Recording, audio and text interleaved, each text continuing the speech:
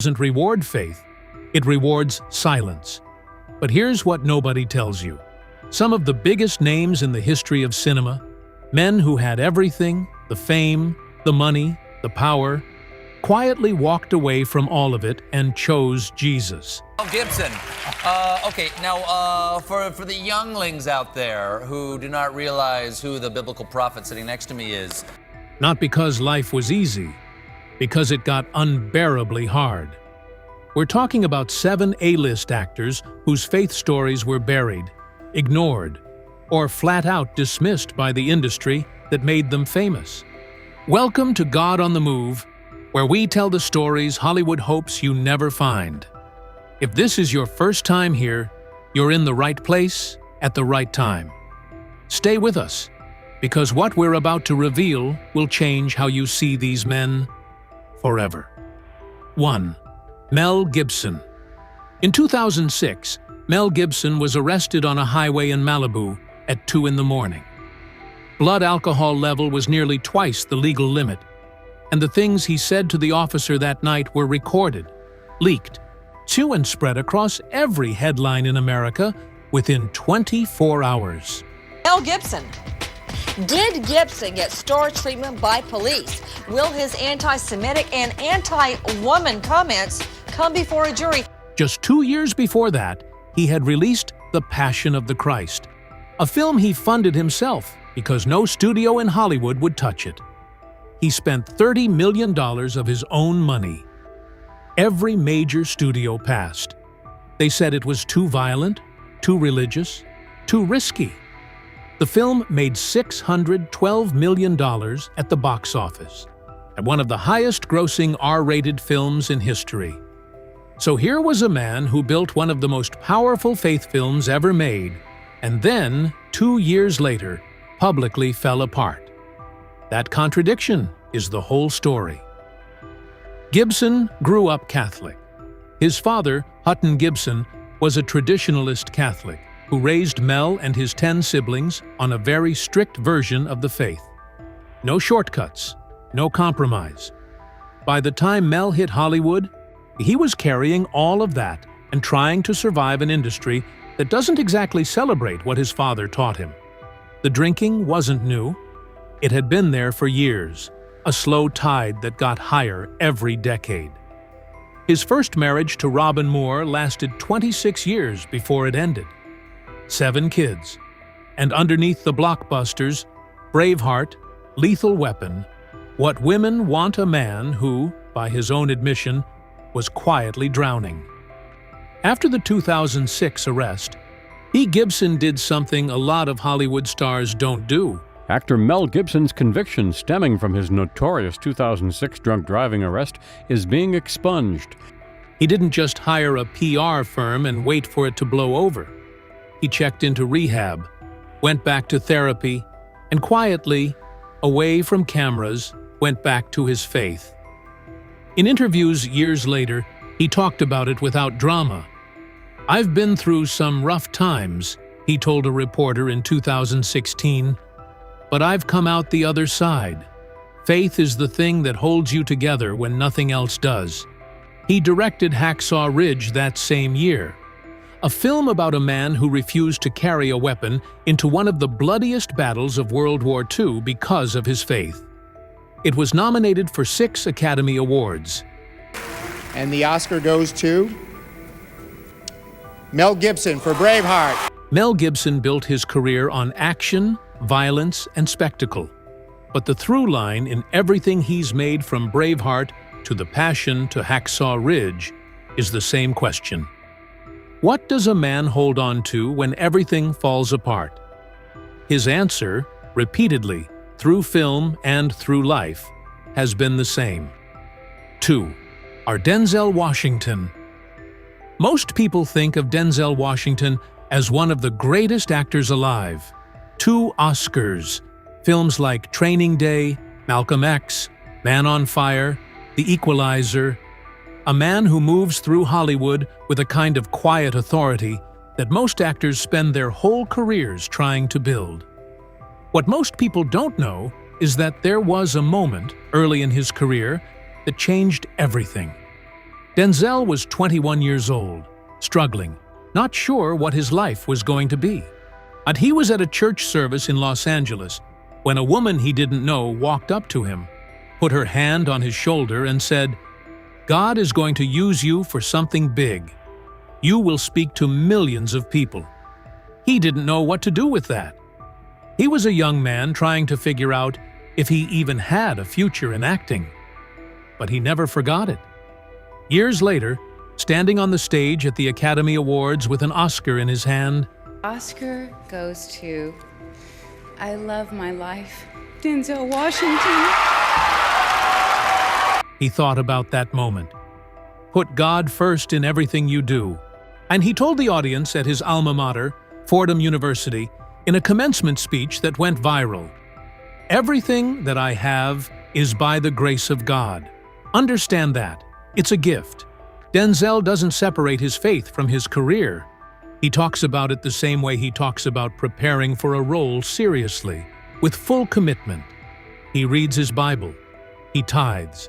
He attends church regularly in Los Angeles. And when he got the role of Reuben Hurricane Carter, or Alonzo Harris, or Robert McCall men with complicated moral lives, he brought the same faith lens to those characters. Not to sanitize them, but to understand them. There's a story he tells sometimes about the night before he filmed the most intense scene in Training Day. He got on his knees and prayed. He asked God to use him not to make him look good, but to use the work for something real. That's not the kind of thing you hear in Hollywood very often. A Denzel Washington has never made a faith film the way Gibson did. He hasn't built a chapel or given interviews about theology. But every major speech he gives, every acceptance, every platform he gets, he points back to the same place. The woman in the church who saw something in a 21-year-old kid was right. 3. Jim Caviezel. Jim Caviezel was 33 years old when Mel Gibson called him and said, "I want you to play Jesus." He knew what that meant for his career. He'd been warned. See, agents told him it was professional suicide. Studios don't touch actors who get too religious on screen. Hollywood has a long memory and a short patience for that kind of thing. He said yes, anyway. What happened during the filming of The Passion of the Christ is something that gets mentioned in short clips and quick summaries, but the full picture is more extreme than most people realize. Caviezel was struck by lightning on set. Not a near miss. Well, I was struck by lightning on the last shot of the movie. It's well known, I've talked about it before, but prior to that, it was shoulder dislocation. While he was hanging on the cross during filming. He survived, but his hair was on fire, and crew members nearby were knocked off their feet. He dislocated his shoulder during the scourging scenes. He developed hypothermia from hanging on the cross in cold weather for extended takes. He got pneumonia. He had an accidental laceration on his back that required stitches. And then his career went quiet. Not because he wasn't talented. He'd been in The Thin Red Line, Pay It Forward, and Angel Eyes, and he was on his way up. But after The Passion, the calls slowed. The meetings got fewer. The roles that should have followed didn't come. He talked about it openly in a 2021 interview.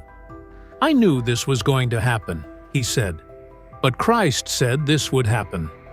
What he did while Hollywood waited him out is the part of the story most people skip. He spent years doing speaking events at churches, schools, and conferences. He spoke to thousands of people about faith, about suffering, about what it meant to him to have played that role. Then came Sound of Freedom in 2023, a film about Tim Ballard, a former government agent who leaves his job to fight child trafficking. Every major streaming platform passed on it. AMC Theaters eventually picked it up.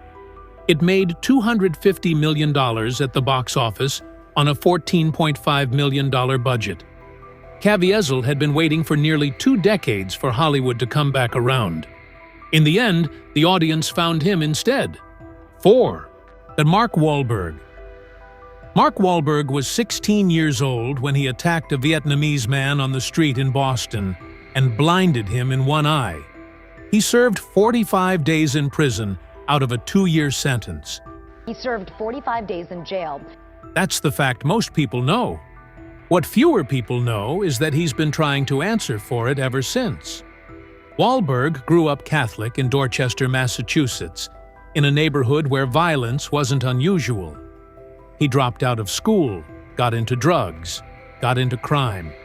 The attack in 1988 wasn't his first offense. It was just the one that finally put him behind bars. After prison, he started working, modeling, then music as Marky Mark, then acting, Boogie Nights, The Italian Job, The Departed, Ted, Transformers, a career that most people in his position never get to build. But the Catholic faith he grew up with never fully left. Today, Wahlberg wakes up at 2:30 in the morning. He prays first. Every day. He's talked about it in interviews enough that it's become part of how people know him, the Hollywood star who starts his day before dawn with a rosary. I feel like as long as I keep God first and stay focused on what I'm supposed to be doing, He'll continue to bless me, he's said in multiple interviews. He's also been public about trying to apologize to the man he blinded, Than Lam. The process of seeking a formal pardon has been complicated and, as of recent years, unresolved. But the attempt itself, the refusal to just move on and pretend it didn't happen, says something. Wahlberg has also been producing faith-based films through his production company. Father Stu, released in 2022, Wahlberg. Actor Mark Wahlberg, starring in the new drama Father Stu. It tells the true story of Father Stu. Was a film he fought hard to get made. He played a boxer-turned-Catholic priest. He gained 30 pounds for the role. The film was made for $25 million and was one of the rare faith films to get a major studio release. Mark Wahlberg is not a perfect man, and he doesn't claim to be. And he said that his faith is the thing that keeps him from becoming the person he used to be. Some people run from their past. Some people pray their way through it. 5. Patricia Heaton. Patricia Heaton spent 9 years playing Deborah Barone on Everybody Loves Raymond, one of the most watched sitcoms in television history. She won 2 Emmy Awards for that role. This is Patricia Heaton's second consecutive Emmy nomination and her first win for her work on Everybody Loves Raymond. By any Hollywood measure, she was a success. She was also one of the most openly pro-life voices in an industry that doesn't reward that position. Heaton became a Christian as an adult, not as a child. She'd grown up with faith in the background, but didn't take it seriously until her 30s. And once she did, she didn't keep it quiet. In 2002, she co-chaired an advertisement opposing partial birth abortion. Hollywood noticed.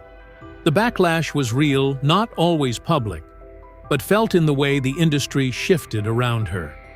She talked about it later with a kind of matter-of-fact honesty. You can't have a career in Hollywood and be openly pro-life without paying a price, she said in an interview. I knew that going in. What's interesting about Heaton is that she didn't retreat.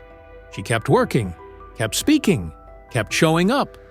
She booked The Middle, another long-running sitcom, and won more awards. She used her platform to support organizations like World Vision and regularly spoke at Christian events. There's a specific kind of courage in standing in a room full of people who disagree with you and not pretending you're someone else. Heaton did that for decades. She's also talked openly about her faith not being a comfortable, easy thing, about doubt, about struggle, about the parts of Christianity that don't have clean answers. That honesty is rarer than it sounds. Hollywood's version of faith is usually decorative, something that makes a good quote in a profile piece. Heaton's version was the kind that cost her something. 6. Chris Pratt. Chris Pratt won the MTV Movie Award for Best Hero in 2018 for Avengers: Infinity War. When he got to the podium, he did not thank his director, his co-stars, or his agent. He gave what was essentially a 9-point sermon. God is real. God loves you. God wants the best for you. He said it plainly, standing in front of one of the biggest entertainment audiences of the year. Pratt had not always been the person who gave speeches like that. He'd spent years in near poverty, living in a van in Maui, working as a daytime stripper and a Bubba Gump shrimp waiter. He got discovered at 19 when a director walked into the restaurant where he worked and offered him a role. His career built slowly. Parks and recreation gave him visibility. Guardians of the Galaxy made him a star. And somewhere in that rise, his faith deepened rather than faded. He's talked about the specific moment it shifted. He was on the set of Moneyball, still not the household name he'd become, when a pastor named Zach Kempinen approached him and spent time with him. Pratt started attending a church in Los Angeles, Zoe Church, and the faith he'd carried loosely became something he held with both hands. His marriage to Anna Faris ended in 2018. It was public and painful, and the internet was not kind. But he didn't use bitterness as a response. He talked about forgiveness, about responsibility, about what it means to be a father who stays present. He married Katherine Schwarzenegger in 2019. She's also publicly Christian. They've spoken together about their faith in ways that don't feel like a PR strategy. They feel like two people who actually mean it. Hollywood has a complicated relationship with Chris Pratt's faith, and he gets mocked for it in certain corners of the internet. He keeps talking about it anyway. That stubbornness to keep saying the thing you believe even when the room goes cold is the same quality that got him out of a van in Maui and onto the biggest screens in the world. 7. Alice Cooper. Alice Cooper built his career on being the most disturbing act in rock music. The guillotines, the fake blood, the snake around his neck. He was the thing parents warned their kids about through the 1970s and 80s. He also drinks a cup of coffee every morning, reads his Bible, and goes to church on Sundays. Cooper, born Vincent Damon Fournier in Detroit in 1948, grew up in a Christian household. His father was a minister. His grandfather was an evangelist. Faith was the air he breathed as a child. Then he became Alice Cooper, and for about 2 decades, that background got buried under the performance. The drinking got serious. And by the late 1970s, Cooper was consuming a case of beer before noon every day. Drank every day. Found out, didn't realize I was an alcoholic. He checked into a psychiatric facility in 1978, the experience that directly inspired his album, From the Inside. He got sober. He fell off. He got sober again. In the mid-1980s, something shifted permanently. He went back to his faith, not as a recovery tool, but as a genuine return.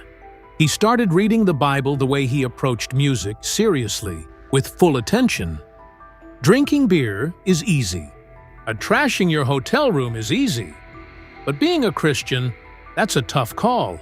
That's real rebellion.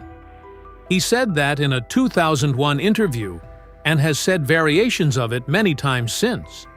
What's striking about Cooper is that he never changed the stage show to match the faith. He still does the shock rock performance. The guillotine still comes out. He sees no contradiction. His argument is simple. Alice Cooper is a character, a very old one. And the man who plays that character goes home to his wife of 47 years, reads his Bible, and coaches a junior golf team in Phoenix. The rock world doesn't quite know what to do with a man who spent his career as the face of rebellion, and then turned around and said the most rebellious thing he could think of was following Jesus. Maybe that's the most Alice Cooper thing he's ever done. 7 people, in 7 completely different roads. A director who made the most talked-about faith film in modern history, and then had to live out everything it was about.